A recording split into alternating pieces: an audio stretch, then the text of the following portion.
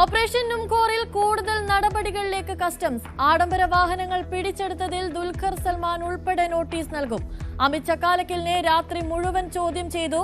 അമിതിന്റെ കൂടുതൽ കാറുകൾ പിടിച്ചെടുത്തേക്കും. E D അന്വേഷണത്തിനും സാധ്യത.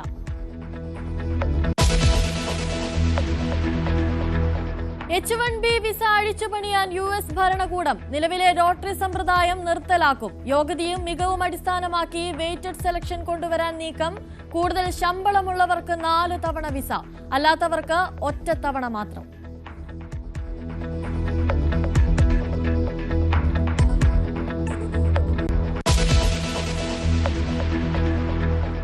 കോൺഗ്രസ് വിശാല പ്രവർത്തക സമിതി യോഗം ഇന്ന് ബീഹാറിൽ. പട്നയിലെ യോഗത്തിൽ വോട്ട് ചോരി ആരോപണം ചർച്ചയാകും. കോൺഗ്രസ് മുഖ്യമന്ത്രിമാരും പ്രതിപക്ഷ നേതാക്കളും പങ്കെടുക്കും.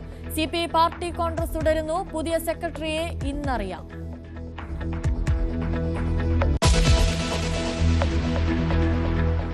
റഷ്യയെ വിമർശിച്ചും ഇസ്രയേലിനെ അനുകൂലിച്ചും UN പൊതുസഭയിൽ ഡൊണാൾഡ് ട്രംപ്. സമാധാനം ആഗ്രഹിക്കുന്നവർ ബന്ദികളെ മോചിപ്പിക്കാൻ ഒറ്റക്കെട്ടായി നിൽക്കണമെന്ന പരാമർശം. റഷ്യയോട് ചെറുത്തു നിൽക്കുന്ന സെലൻസ്കി ധീരനെന്നും ട്രംപ്.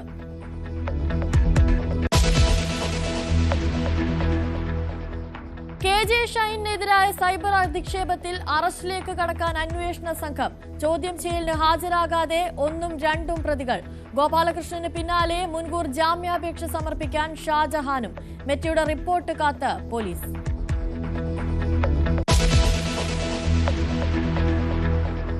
കൊൽക്കത്തയിൽ ശക്തമായ മഴ തുടരുന്നു. റോഡുകളും കെട്ടിടങ്ങളും അടക്കം വെള്ളത്തിൽ മുങ്ങി. വെള്ളക്കെട്ടിൽ നിന്ന് വൈദ്യുതാഘാതമേറ്റ് മരിച്ചത് 9 പേർ.